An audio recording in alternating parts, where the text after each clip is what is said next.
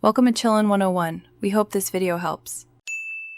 You start by powering down and removing the battery so no power flows while you work.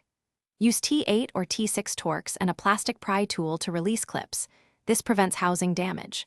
Once done, keep screws organized in a tray and use a magnifier to inspect the micro USB or USB-C port area.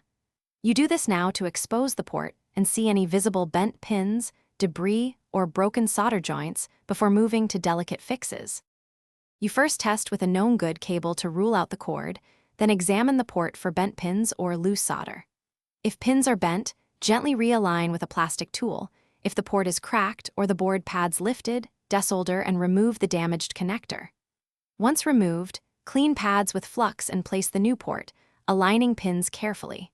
Then solder with a thin tip and minimal solder to avoid bridges, making sure joints are shiny and secure.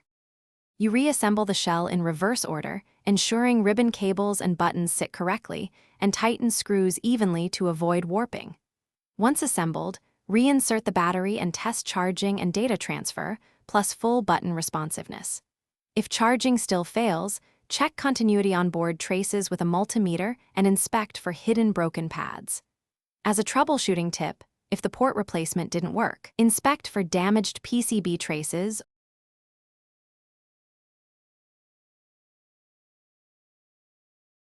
Thanks for watching. Consider subscribing if we helped you.